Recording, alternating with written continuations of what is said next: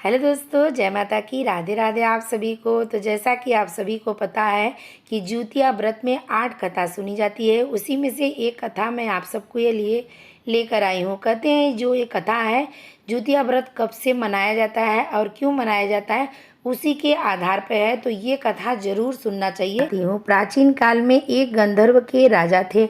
राजा बड़े ही स्वभाव के अच्छे थे। उनकी प्रजा उनके राज्य में बहुत ही सुखी थी। राजा के 2 पुत्र थे। काफ़ी समय तक राजा ने राज्य करने के बाद एक बार उनके मन में विचार आता है कि अब मुझे संन्यास ले लेना चाहिए। राजा ने अपने दोनों पुत्र को बुलाया, जिसमें से उनके बड़े पुत्र का नाम था जीवितवाहन। उन्होंने उनको राजपाट सौंप कर और वो वन की ओर चले गए। तो राजा जीवितवाहन बड़े ही परोपकारी उदार स्वभाव के थे। वो अपनी प्रजा का बड़े अच्छे से ख्याल करते थे, लेकिन उनका मन बहुत विचलित रहता था। उनका मन राजपाट सांसारिक मोह में बिल्कुल नहीं लग रहा था। एक दिन उन्होंने अपने छोटे भाई को बुलाया और पूरा राजपाट उनको सौंप कर वन की ओर चले गए। वहाँ वन में उनका एक मलयवती नामक कन्या से विवाह हो जाता है। तो जीवितवाहन राजा और उनकी पत्नी दोनों जन उसी जंगल में कुटिया बना के रहते थे और भगवान का भजन कीर्तन करते थे।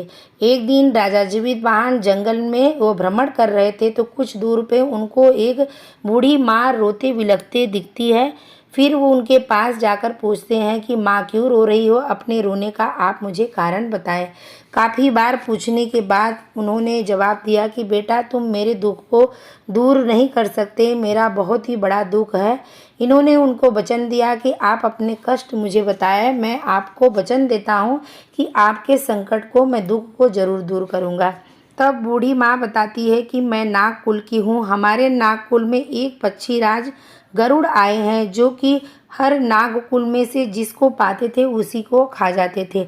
एक बार सभी नाग कुल के लोग मिलकर उनके पास प्रस्ताव लेके जाते हैं कि आप इस तरह से ना करें, आपको ये शिकार के लिए हर रोज एक घर से एक व्यक्ति आपको आ जाएगा, जिसका आप अपना आहार बना सकते हैं। ऋषि वरुण राज को ये बात प्रस्ताव मंजूर हो गया और उसी दिन से हर घर से एक व्यक्ति उनका आहार बनने के लिए जाने लगा। आज मेरे घर की बारी है और मेरा अकलौता बेटा है, अगर वो चला जाएगा तो मैं किसके सहारे जीऊँगी, यही सोच सोच कर मैं रो रही थी। राजा बोले कि माँ, तुम चिंता ना करो, तुम्हारे बेटे की जगह आज मैं आहार बनने जाऊँगा, तुम मुझे बस उस समय और स्थान को बता दो। राजा जीवितवाहन समय और स्थान जो निर्धारित था वहाँ पे पहुँच जाते हैं। एक शिला रहती है, शिला के ऊपर वो लेट जाते हैं, लाल कपड़े से ढके रहते हैं। उसी टाइम पे पक्षीराज वरुण आते हैं और अपने पंजे में फंसाकर शिकार को लेके उड़ता है। तो पक्षीराज जब वरुण उड़ते हैं तो उनके मन में शक होता है कि हर बार जब मैं आहार लेके उड़ता हूँ तो तड़पड़ाता है, चिल्लाता है, इसमें से छटपटाता है, ये इतना शांत हो के आहार मेरे साथ जा क्यों रहा है। ऐसा उनके मन में दुविधा हुआ। थोड़ी दूर जाने के बाद एक पहाड़ी पर उन्होंने उनको उतारा और उतारते ही उनसे पूछा कि तुम कौन हो। तो उन्होंने बोला कि मैं आपका आहार हूँ, आप अपना आहार ग्रहण करें। गरुड़ राज के बार बार पूछने पर राजा ने पूरी बात बता दी। जैसे ही राजा को पूरी बात सुनता है, उसके मन में करुणा और दया की भाव आ जाती है। वो पूछता है राजा से कि जो तुम मांगना चाहते हो मुझसे मांग लो। राजा बोलते हैं जो इंसान मरने के मुंह पे खड़ा है वो क्या मांगेगा, उसे क्या चाहिए।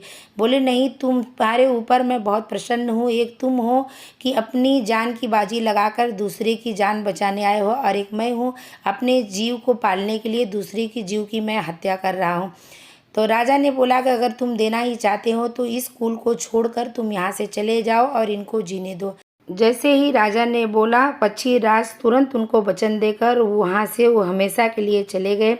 सारे नाग कुल के लोग बहुत ही प्रसन्न हो गए और राजा जीवितवाहन का पूजन अर्चना किए और उन्होंने उनको ऐसा आशीर्वाद दिया कि आज से जो भी जीवित पुत्री का नाम का व्रत आपके नाम से रखेगा, उसके कुल और पुत्र की रक्षा होगी, उसे कोई भी तकलीफ नहीं होगा। जिस तरह से मेरे नाग कुल की रक्षा हुई उसी प्रकार से उसके कुल की रक्षा कहते हैं। उसी दिन से राजा जीवितवाहन के नाम से ये जीवित पुत्री का यानी कि ज्यूतिया व्रत रखा जाने लगा। तो ये कथा आपको कैसी लगी है कमेंट करके ज़रूर बताएं, और अगर आप व्रत रखते हैं तो ये कथा ज़रूर सुने। जय माता की, राधे राधे आप सभी को।